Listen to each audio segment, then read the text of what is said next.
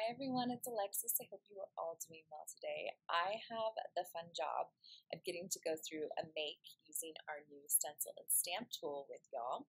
I'm obsessed with this tool. It's a great new addition to our Sizzix family, and I'm going to be going through a make on the tool, but if you are interested in learning more information about it, we have a new hub on our websites, and you can check that out, and it goes through a video of how to use the tool, all the features of it, gives you links to other great products that work with it, so be sure to check that out on Sizzix.com and Sizzix.co.uk. And I'm going to be focusing on all the fun ways you can use layered stencils with our effects range on the tool today. So that's kind of what I'm going to be going through. I'm going to be using the geoflowers. I'm going to be using the geoflowers as my prime example today, but I've got a couple others I'm going to show you some ideas with. But stick around and let's get into making with our new Stencil and Stamp Tool. Okay, so the first thing I want to do is bring in the tool.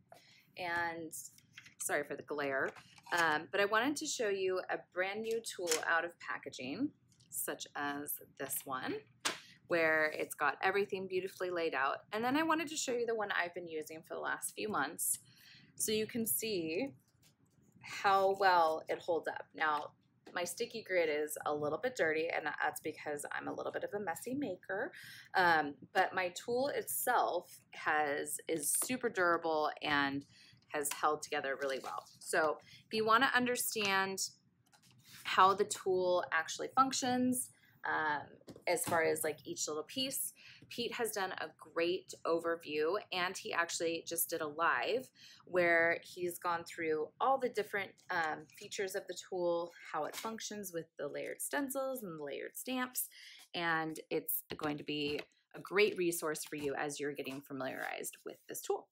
So I'm going to be doing a fun make today, and I'm going to be using the Geoflowers layered stencil. Now, our layered stencils are really nicely sized. They're a good kind of 6x6 size, so that you can get a larger kind of scale for a card front, or if you want a repeat pattern or anything like that, which that's something you can do with these layered stencils, which is really cool. But I did want to point out that all of our layered stencils come with 4 in each set. And at the very top, I don't know if this will show up on camera, but on the very top, you'll see it says Sizzix with the SKU number next to it, a dash, and then a number. And what we've done is we've numbered them 1 through 4 so that you know which one to start with and which one to end with. So you're always going to start with 1, which happens to be the background piece. Now, the background piece is great because for the vast majority of these stencils, you actually don't need to use it if you don't want to, and I'll show you a couple of samples where I've done that.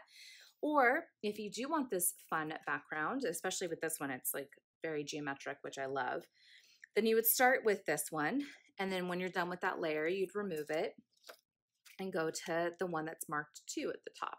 So you'll work your way through 1 through 4, and depending on which layers you want to use, because as Pete has shown, you don't have to necessarily use all 4 layers. You can have fun with it. So what I'm going to be doing is I want to show you how I use the tool. Now, Pete has shown you how to use the tool with the adapter. I'm going to remove my stamp plate because I'm going to be doing stamping later. So I just have my stencil base and my sticky grid sheet and my stencil adapter. Now, the stencil adapter is great when you want to move things around vertically, horizontally, however you prefer to kind of work. I sometimes find that I will be sitting at my desk and I actually will work horizontally. So even though the stencils laid this direction, I kind of prefer that way just because of how I work. But what's nice is it's very ergonomic in the sense that you can work with it this direction if you want to, or the other direction if you want to. We're all unique, different makers, so that's how we do it. But I'm going to remove the top portion right here of my sticky grid protective sheet.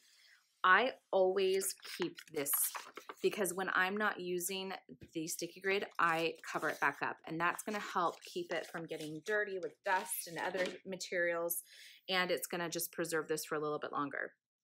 As you can see on the tool I showed you initially, mine is very well loved, and I wanted to point out a new one versus one that's just come out of packaging versus one that I've been using for months, and show that I've used the same sticky grid sheet the entire time.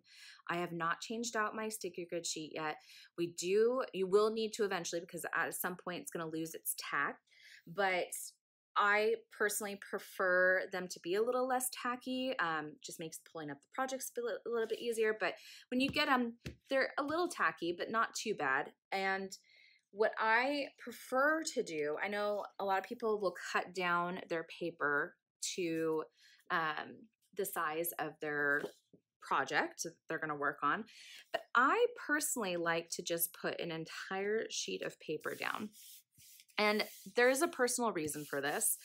I like being able to have this bottom half for my color palette so that I can see what colors I'm working on. If I like a blend together, I can use this bottom half for that kind of purpose. So I'm going to not be using my adapter today because I don't plan on moving this around or up or down.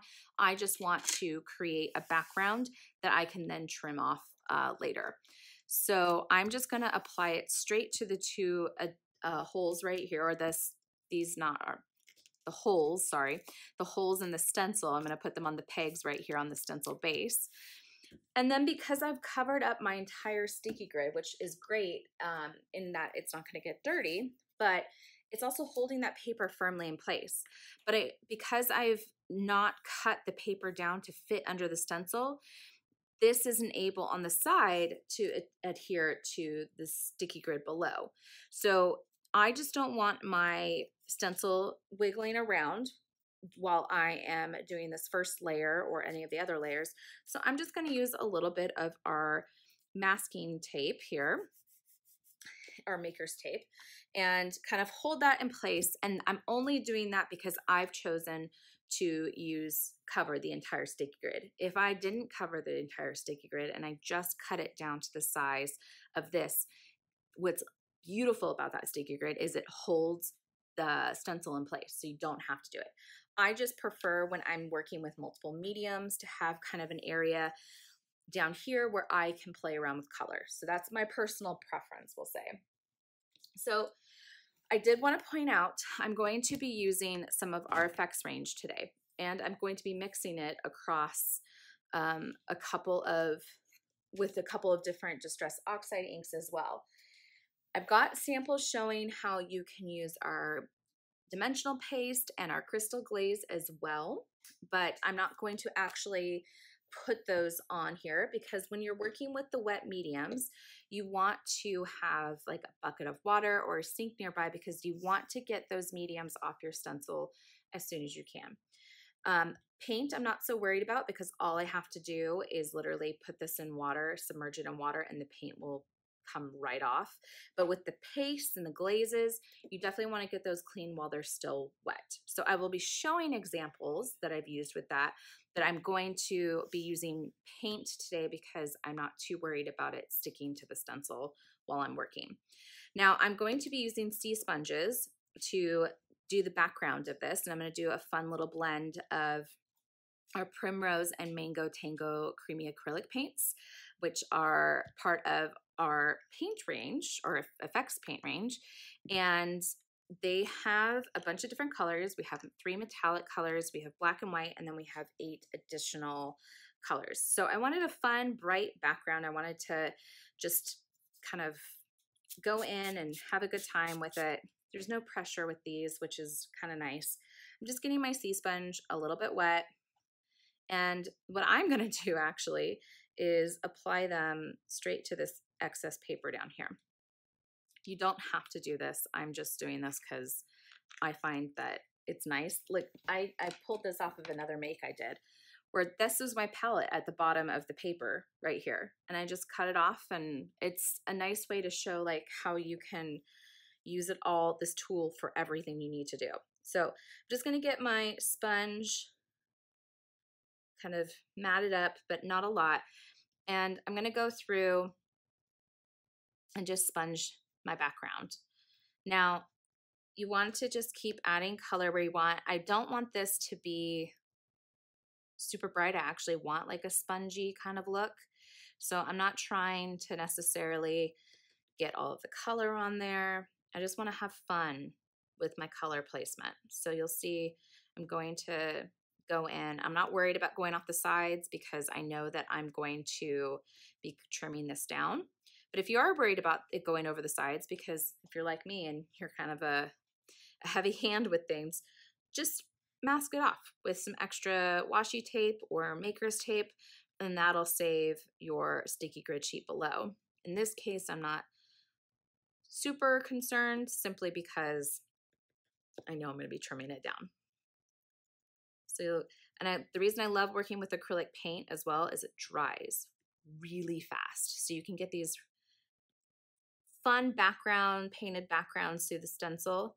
And because it's so nice and firm to the stencil, because of the pegs and because of the sticky grid, I can just go over this and I'm not worried about my stencil moving around. It is firmly staying in place. So I'm going to let that layer dry, and while I'm waiting, I'm going to go on to my Mango Tango layer.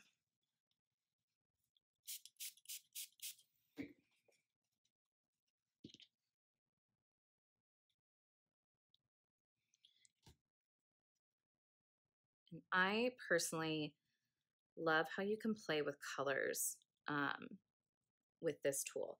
So one of my favorite things to do is just to make a bunch of different ones and see what colors I like. Like sometimes I don't think to put two colors together until I've played with it on the tool. I'm like, oh, that actually works. Those blend well together. So I have a little bit of an obsession with pinks and yellows, and I know Pete does too because I heard him mention it on his live, which I thought was funny that we're both kind of loving those two color combos right now. I think it's because for me, it's because we're at the end of summer. So our sunsets have been very like pink and red and orange and yellow lately here in California. And you just get so inspired. Okay, so I've got that first kind of layer down. I'm gonna go back in a little bit more with the pink, which is the primrose color of our paint. We also have ballet slipper if you're looking for a lighter pink. And you can use a paintbrush, you can use a foam brush even if you wanted to. I personally just love the look that the sponge gives, so that's why I'm doing the sponge. And I'm just dabbing the color in, really trying to get that color in there and in between all those little corners.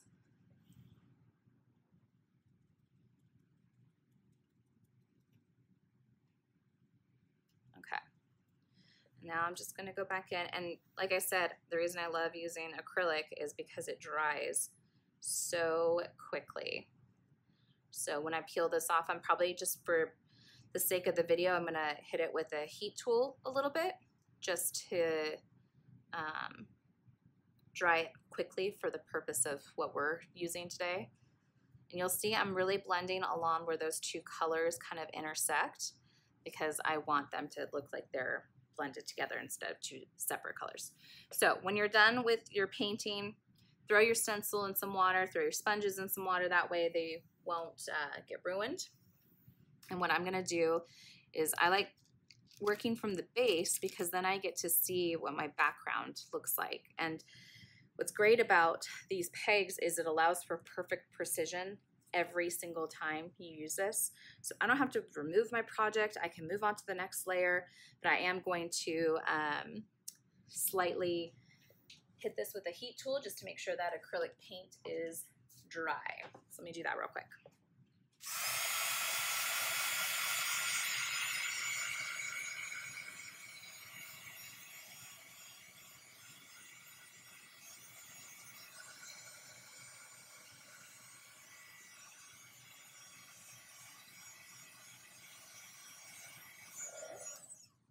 I wouldn't recommend using the heat tool with the tool base for more than a couple, like 20-30 seconds, because this isn't necessarily heat resistant, but I knew because my acrylic was pretty much like ready to go that I could literally just zap it real quick and it would be okay. But you can always remove this, dry it off to the side, and then put it back on, and then you'll be able to layer up your next set of layered stencils. So now I'm going to move on to layer number 2, and look how perfectly that lines up. I don't have to worry about anything. And again, just because I'm not using the sticky grid underneath because I want to have my palette, I'm going to lay that down. Now, what I love showing everybody what they can do is how you can mix mediums together.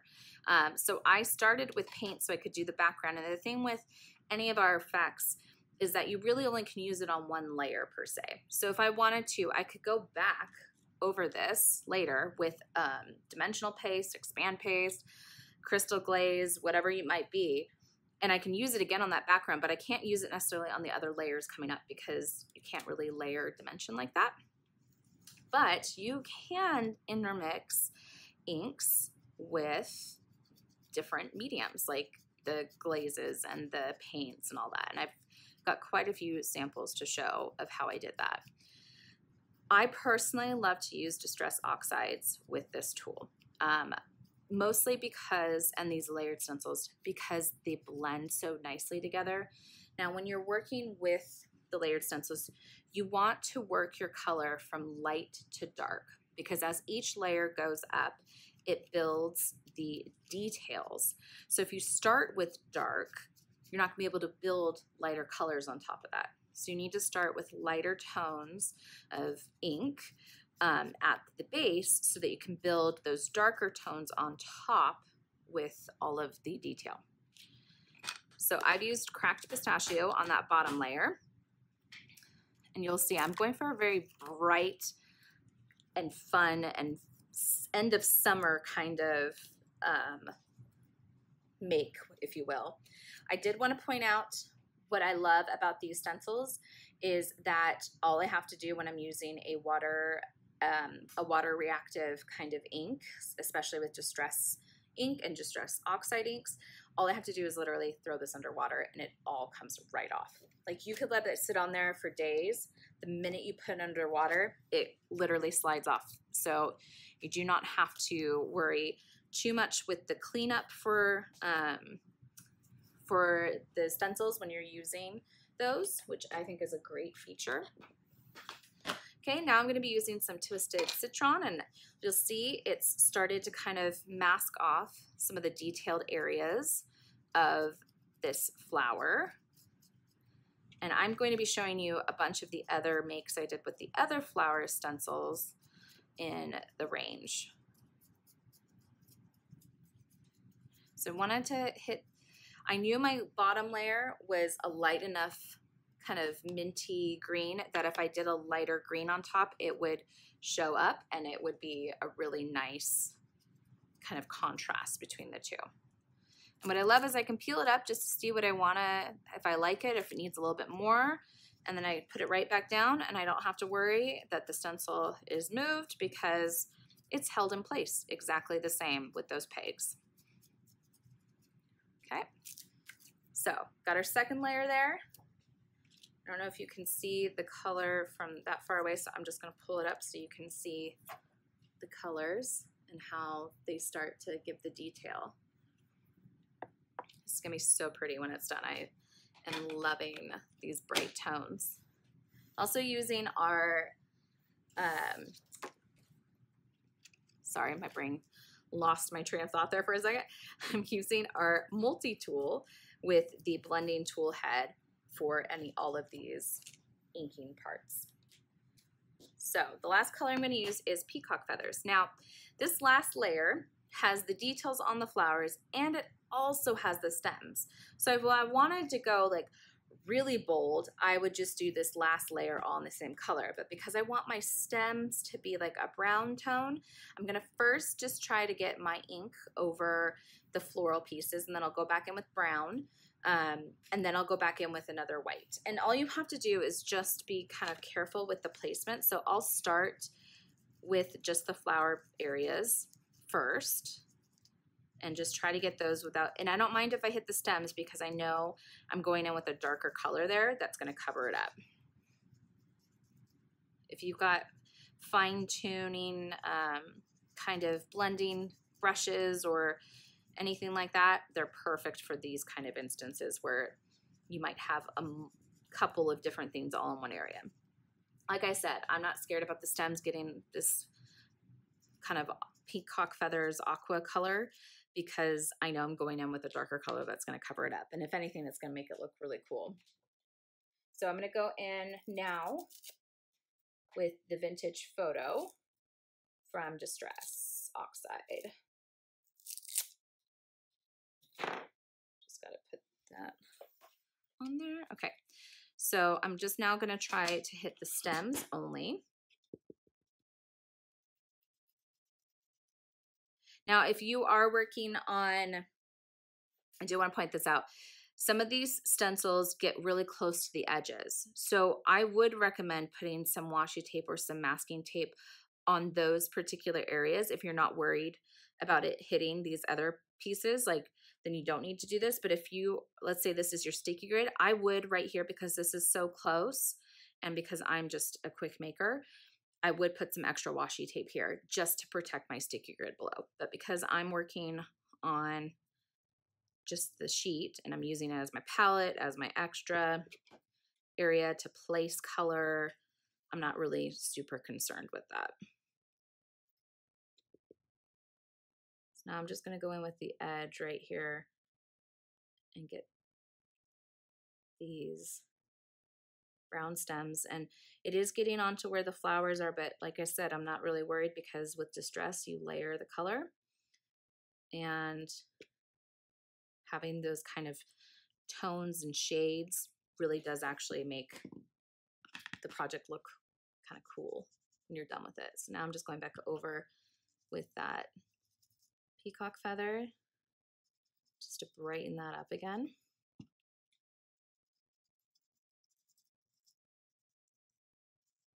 And that is that. Let me put this off to the side so I can pull this away and you can see the final product.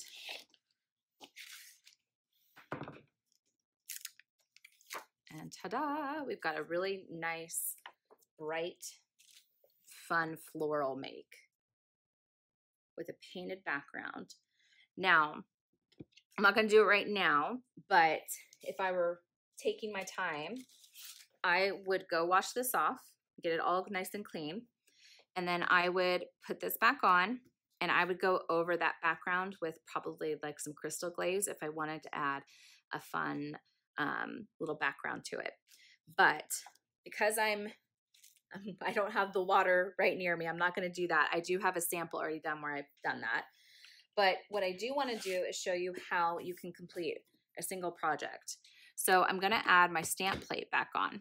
Now I'm going to just twist it this way for the ability that I need in order to do this.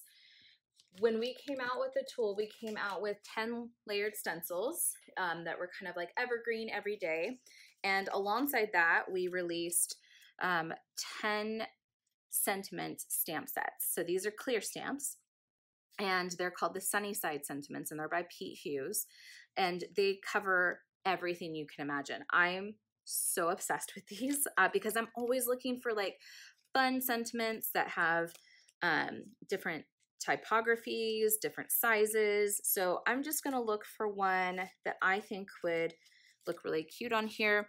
I'm going to do this just a note to say hello. And this one is part of the Sunnyside Sentiments number 6. So because my background is completely dry, I'm going to place that where I want it to be.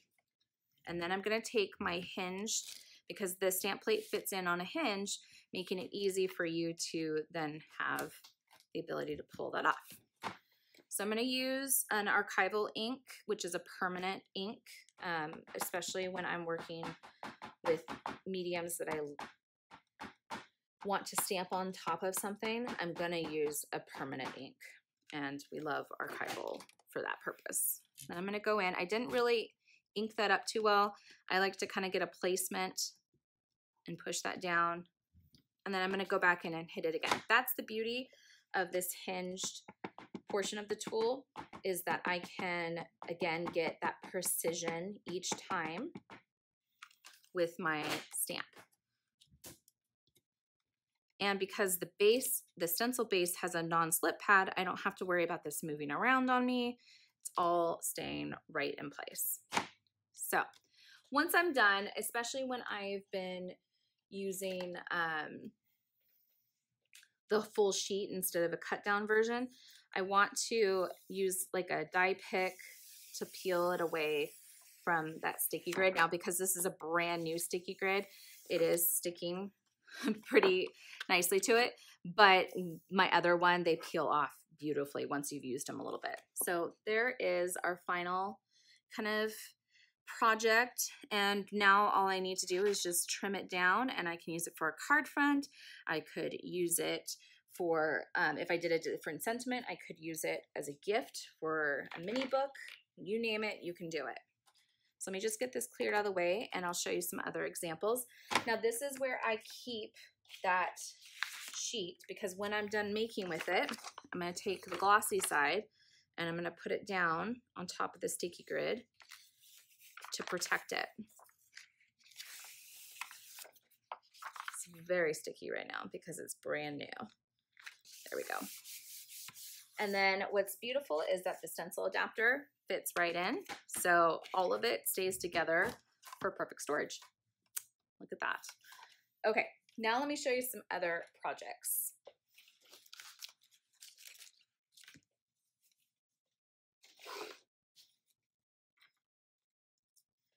So these are all using that same geoflowers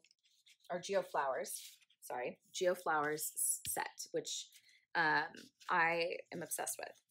So with this one, I did the exact same kind of background, but instead of doing paint, I used Distress Oxides across the entirety of it, and then did the exact same color scheme as I did on this one right here. But I wanted to have a little bit of fun with the background on it, so I added a bit of dimensional paste. Once I had gone through, I'd done the background, I then put the background back on top of it, like that, and added pieces or added portions of dimensional paste with a palette knife, and I just went over it in certain areas. You can see kind of like I just picked in, because I just wanted some texture in the background. I let it air dry. Now, I have found that if you let it air dry, dimensional paste will allow Distress ink or Distress Oxide, if it's a thin layer, to kind of pull the color through.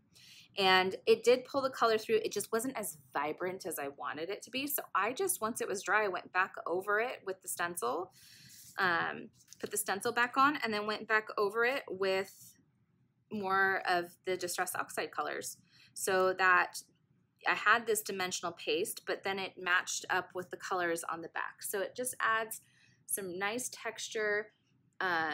It gives it a little bit of dimension. Can put a sentiment on there and call it a day. So that's one thing you can do with the dimensional paste. Then I did this one, which is totally different colors, but this one also has acrylic paint for the background. So I used Arctic Sky and Bluebell for this one. And then once they were dry, I went back over and did my flowers with Distress Oxides. But then I put that, again, that bottom layer across the top again, or the first layer we'll say. And this time I went across with crystal paste.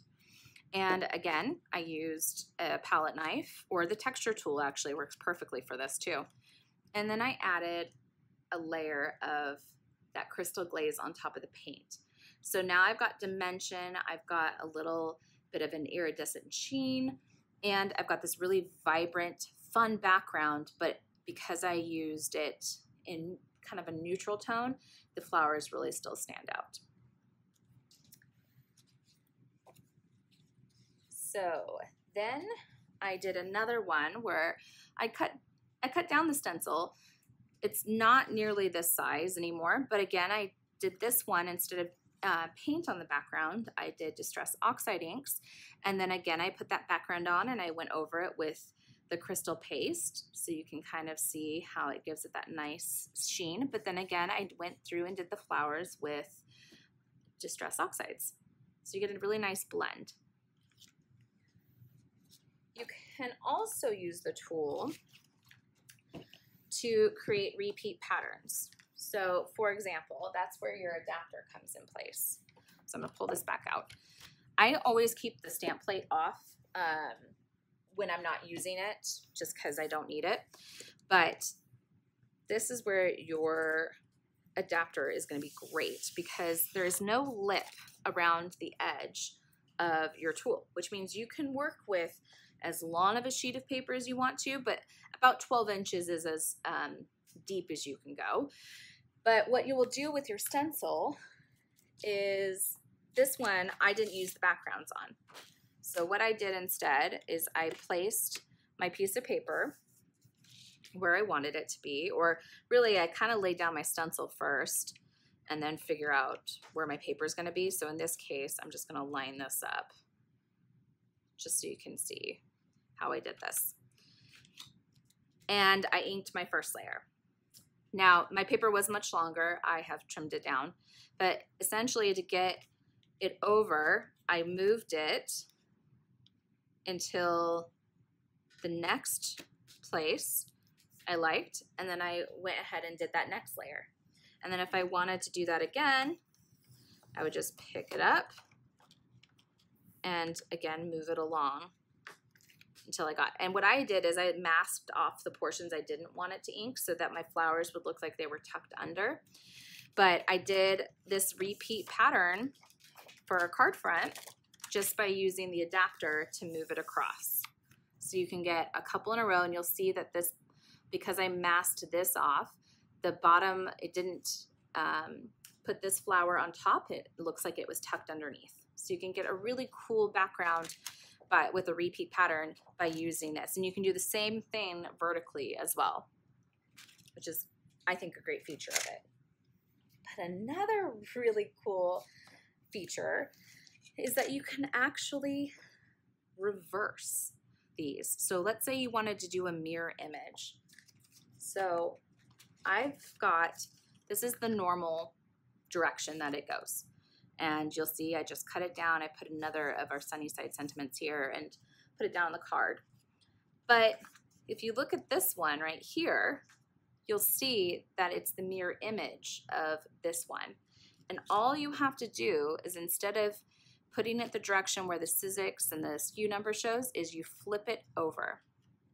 And then when you flip it, you get the same exact ability to layer up, but now you've got the reverse image on the other side. So then you would just do that with each layer going up. You would flip it from its front to its side, but because you're able to align those pegs, you're going to get a perfectly aligned image the entire way up. So you can add a lot of fun versatility just by flipping it around and getting a different direction. Now I've got a project I want to show you where we did that using one of our other layered stencils. Let me grab it.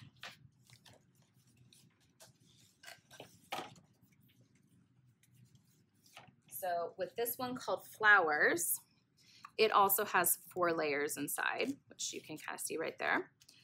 But what we did with this one is we took, this is the direction that it goes right here naturally, as you can see. This is the way it looks. We flipped the stencil over, and then using the adapter moved it over, and then we were able to create the mirror image and then create a pattern all the way across. So you can really definitely have fun with the reverse side. You can do it with the backgrounds as well. It's the same, it's easy to clean off, all that.